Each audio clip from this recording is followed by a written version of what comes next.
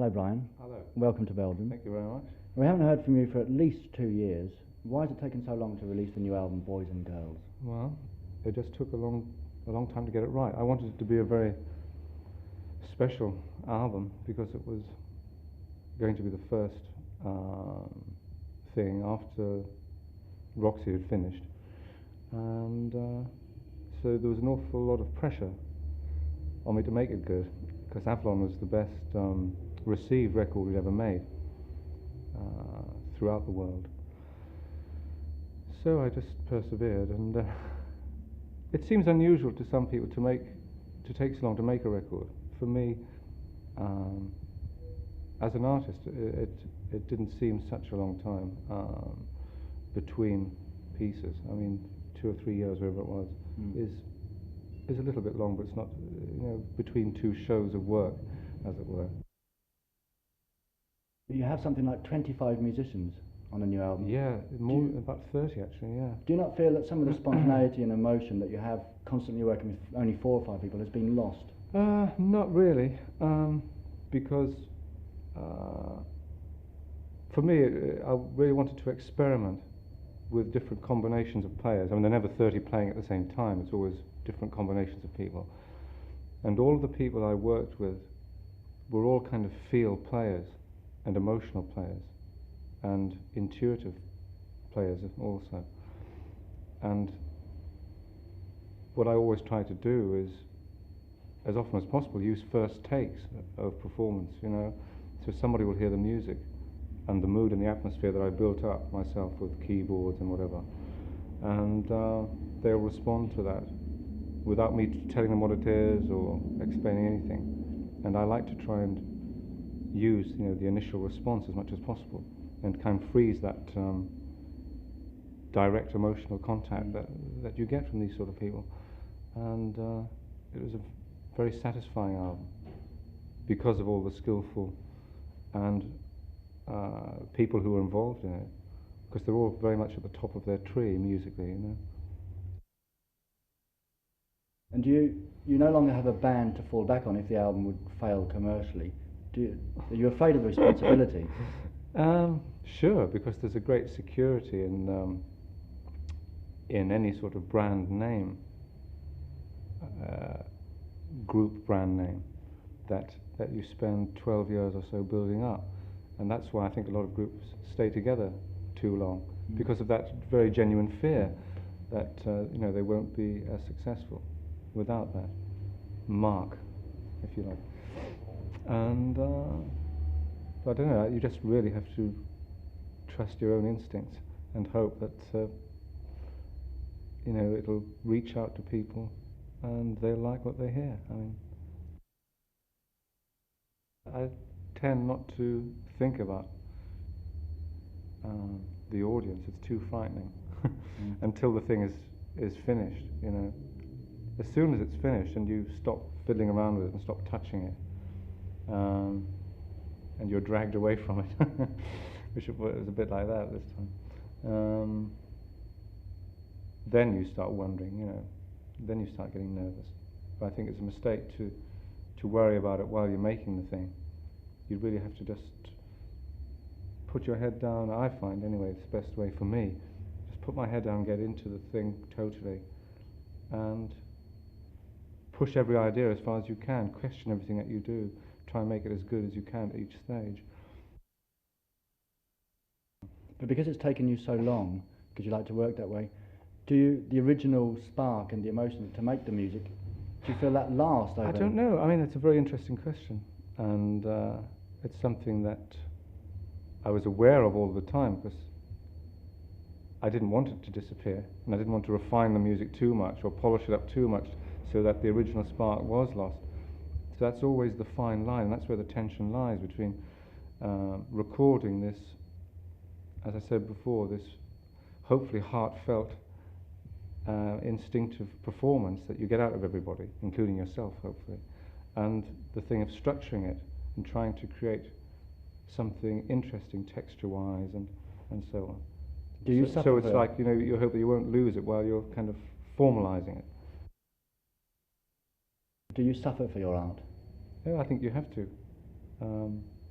every album I've made, especially all the Roxy albums, have been made in this way, where you drive everybody crazy who works around, works with you. But it's always, to me, the only way to make records, because it's an old-fashioned attitude, perhaps, and one that comes through an interest in art and the feeling that I've always felt I'm an artist rather than a personality or a musician or whatever. I always want to be judged as an artist, and I've always felt that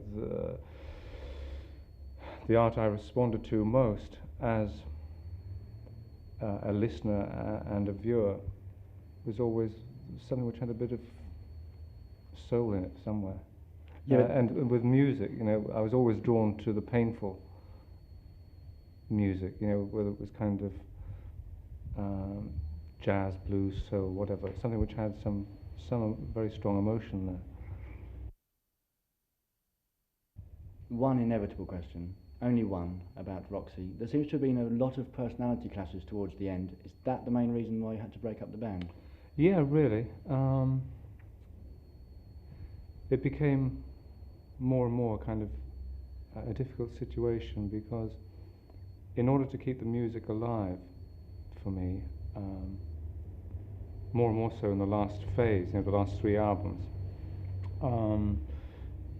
I had to kind of bring in new talent all the time, different players, which made the records more interesting, I think, and certainly better from my point of view, in making them. And obviously that created sort of frustrations and so on within the group, and it just became, it just seemed that the best way for all parties, really, creatively, was to split it up, was to end it, and to end it on a sort of high note with Avalon, which was the biggest success we'd ever had, rather than to sort of drag it on, under that sort of trade name basis of, well, we've got a good thing going here, lads, which I think a lot of, I think perhaps a lot of groups do that, and it's very hard to know when the right moment is to end a sort of partnership like that. But it felt like it felt as if it couldn't really go on any longer. How do you feel about the public image that's been created for Bryan Ferry? Well, I don't know what to say about it. I sometimes don't really know it very well. Sometimes it feels like a kind of person sitting next to me, sort of like a shadow that has a life of its own.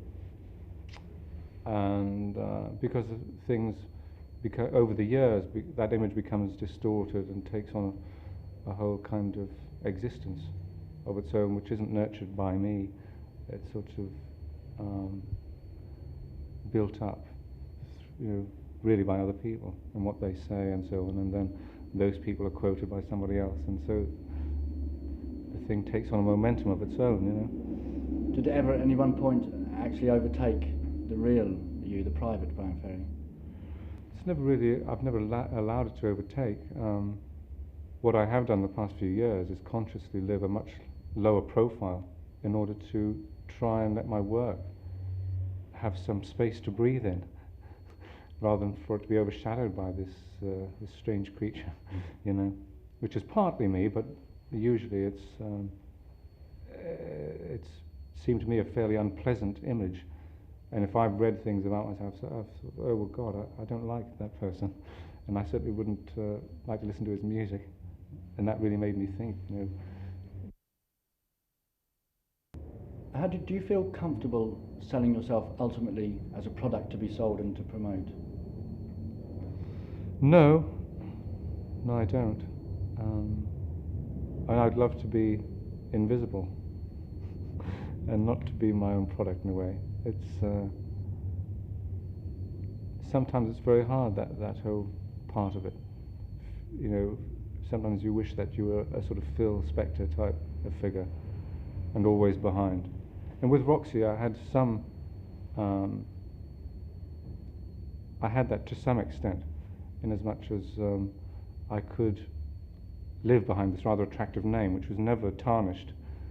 This image was never tarnished, but in the same way that my own name was. You seem slightly more introverted on the new material. Is that conscious? Well, I think I felt that's one way I could go, was further into myself. It's like when I started making records, I remember the first couple of albums, I felt as if I was completely in a space of my own, and that there's nobody else manoeuvring, operating there at all. And over the years, I think people have kind of come into music, perhaps with the same sort of attitude that I have, similar attitude or something. And I sometimes look around, or people point out things and say, "Have you heard that group? It sounds a bit like you," or da da da da da. So you think, well, where can I go? You know, I don't want to sound like them. So you go. The only way I can go is further into myself, and so I think that's a characteristic probably of this record. Did you deliberately choose a photographer, Jean-Baptiste Mondino, for your clip? Well, I looked, when I finished the album, I looked around hurriedly at reels of work, show reels of directors, and I liked his very much. I thought it was very strong, and he obviously knew something about music, and just the way there was a kind of sensuality about his work, which I liked. And I met him, and we got on really well. He's really funny, good sense of humour, which is always important, by the way. In any working relationship, you've got to be able to laugh. And I gave him the song, Slave to Love, and said, here you are, you know, you come up with an idea, you make it. And I had a little bit to do with it, but it's basically his work. And it's always difficult with videos because it's a different world from music. I tend to like myself to infer things, to imply things in music. It's a much more abstract, ephemeral thing.